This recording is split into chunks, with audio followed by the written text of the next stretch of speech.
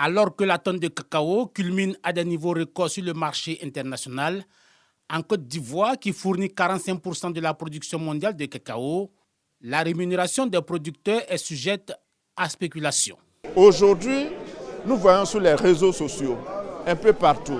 On nous dit par exemple, au Cameroun, en Guinée, ceci, on paye le prix et le marché flambe. Nous souhaiterons, en toute honnêteté, que l'État réagisse. Ce cri du cœur a visiblement été entendu par les autorités de la filière qui ont augmenté le prix Borchamp à 1 500 francs, soit 50% de hausse. Nous vous informons que pour la campagne intermédiaire, l'État de Côte d'Ivoire a décidé de servir le prix aux producteurs à 1 500 francs le kilogramme, soit 64% du prix CAF de réalisation.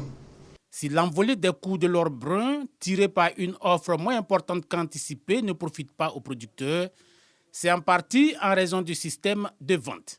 Il a fallu que l'on observe une hausse des prix sur les marchés boursiers depuis le premier trimestre de l'année 2024 pour que de nombreuses langues se mettent à critiquer le système stabilisé au profit du système libéralisé parce que, dit-on, le système stabilisé ne répercute pas systématiquement les hausses des prix internationaux sur le prix payé aux producteurs. Mais la vente à terme n'a pas que des inconvénients. Le prix plancher garanti aux producteurs préserve les planteurs de la spéculation tout en donnant de la visibilité aux transformateurs de cacao locaux, ce qui est censé encourager la production de chocolat made in Côte d'Ivoire. En matière de qualité, nous avons fait beaucoup d'efforts. Ce que nous demandons aux chocolatiers, c'est de nous récompenser sur la qualité parce que nous faisons réellement la qualité aujourd'hui. En réalité, les hausses sont incompatibles avec le système de vente anticipée où le prix d'achat du cacao est fixé avant chaque campagne de récolte, une stratégie sanctuarisée par le décret du 17 octobre 2012 et pensée pour protéger les cacaoculteurs des aléas du marché mondial. Depuis qu'il y a eu la libéralisation, nous n'avons jamais vu ce prix de 1 500 francs en Côte d'Ivoire ici. Et aujourd'hui, les prix flambent, les prix aussi peuvent chuter. Donc ça peut flamber dans la semaine, ça peut chuter dans la semaine. Nous devons nous contenter de ce que nos autorités ont fait pour nous. Problème, la multiplication des phénomènes de fortes pluies causés par le dérèglement climatique provoque un amenuisement du nombre de fèves produites en Côte d'Ivoire et complique les estimations de volume d'une campagne à une autre. Or, c'est sur la base de ces estimations qu'est vendu le cacao ivoirien sur le marché mondial avant le début de la campagne de récolte.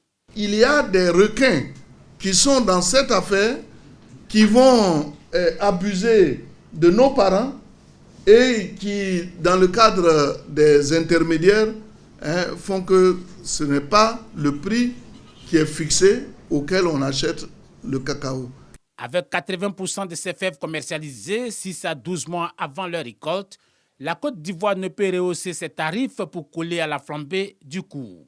Ainsi, les prix d'achat Borchamp, des 20% du volume restant mis en vente durant la récolte, demeurent relativement proches du prix plancher tout au long de la campagne, mais cette fois, ils ont été fortement majorés. Les paysans sont heureux. Il faut reconnaître que c'est le prix record de l'histoire du cacao que nous avons enregistré aujourd'hui. Et c'est toute une fierté pour nous. On a vécu plusieurs systèmes. Jusqu'à un moment, on a vendu le cacao en Côte d'Ivoire à 400 francs. Mais aujourd'hui, les producteurs qui ont entendu 1500 aujourd'hui, je n'ai jamais vu dans la filière café cacao. Malgré tout, entre la libéralisation et la stabilisation, certains experts préconisent un système hybride. Le système hybride consiste à compléter les insuffisances de chaque système parce que l'un ou l'autre a des insuffisances et des avantages. Dans la libéralisation, les difficultés sont que les producteurs sont livrés à la fluctuation incessante des prix.